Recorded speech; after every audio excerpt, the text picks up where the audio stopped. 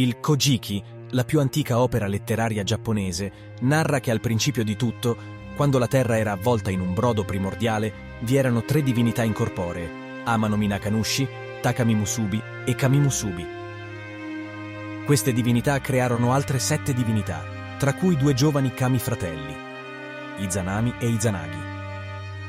Izanagi e Izanami furono incaricati di creare il mondo e per farlo si recarono sull'Ame no Ukihashi, il ponte fluttuante che collegava il paradiso a quella che sarebbe divenuta in seguito la terra.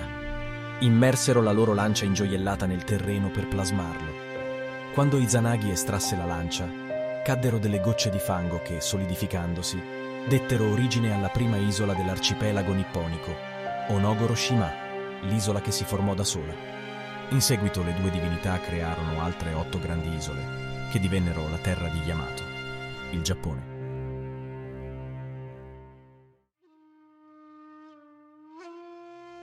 Le 2 divinità abbandonarono il regno del cielo e stabilirono la loro nuova dimora su Onogoro-shima e costruirono una grande colonna chiamata l'Augusto Pilastro del Cielo e un grande luogo chiamato la Sala degli 8 Gradini per la loro unione. I 2 inventarono un rito nuziale e si accordarono per incontrarsi dall'altra parte del pilastro, ognuno camminando nell'altra direzione, la divinità maschile a sinistra e la divinità femminile a destra.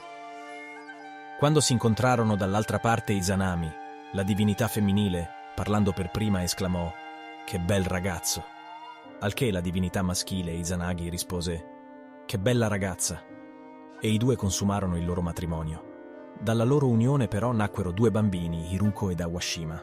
Il primo era sfigurato e deforme, non fu riconosciuto e venne abbandonato in una cesta e mandato alla deriva in mare. Hiruko, in seguito conosciuto come Ebisu, divenne il protettore dei pescatori e uno dei 7 kami della fortuna. Le 2 divinità, non soddisfatte neanche dal secondogenito e deluse dall'impossibilità di generare una stirpe, decisero quindi di chiedere alle divinità celesti la causa delle loro disgrazie. Scoprirono che la ragione delle loro difficoltà era dovuta al fatto che la donna non avrebbe dovuto parlare per prima durante il rituale, dopo aver camminato attorno al pilastro. Ecco perché continuavano ad avere bambini imperfetti. Izanagi e Izanami decisero di discendere di nuovo sulla terra, ripeterono il rituale e camminarono ancora attorno al pilastro, e questa volta Izanagi, la divinità maschile, parlò per prima, e solo a quel punto rispose Izanami. Finalmente i 2 si sposarono ed ebbero molti figli, tra i quali i principali dei del pantheon giapponese. Izanagi e Izanami ebbero anche discendenti che non erano dei, ma semplici esseri umani. Questi furono i primi abitanti del Giappone. La nascita di un figlio però giunse a caro prezzo. Nel partorire Kagutsuchi, Izanami rimase gravemente ustionata e si dice che nell'agonia del parto nacquero molteplici kami dalle sue sofferenze, finché le sue ferite non si rivelarono fatali e spirò. Alla sua morte fu sepolta sul monte Hiba. Izanagi, devastato dalla perdita della sua amata, pianse amaramente. La sua disperazione era così profonda che le sue lacrime generarono molteplici nuove divinità.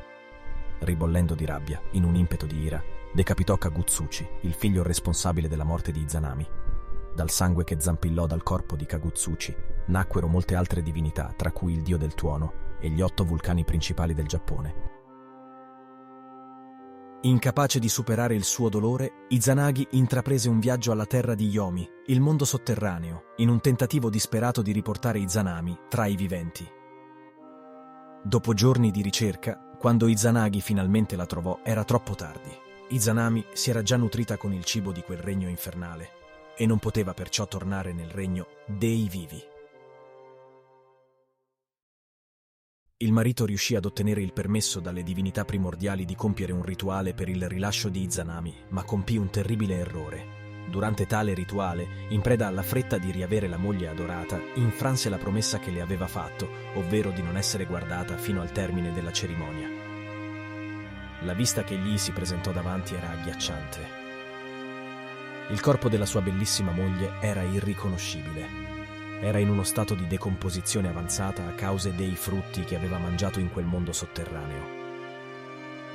Quando Izanami si rese conto di essere stata vista in quelle condizioni, scatenò un'ira infernale, mandando alcune divinità, tra cui Raijin, il dio del tuono nato proprio dal sangue di Kagutsuchi, ad inseguire Izanagi per punirlo per il suo tradimento. Non appena Izanagi riuscì a sfuggire dallo Yomi e a sigillarne il passaggio verso il mondo dei viventi, un'infuriata Izanami giurò di vendicarsi, minacciando di uccidere 1000 uomini al giorno.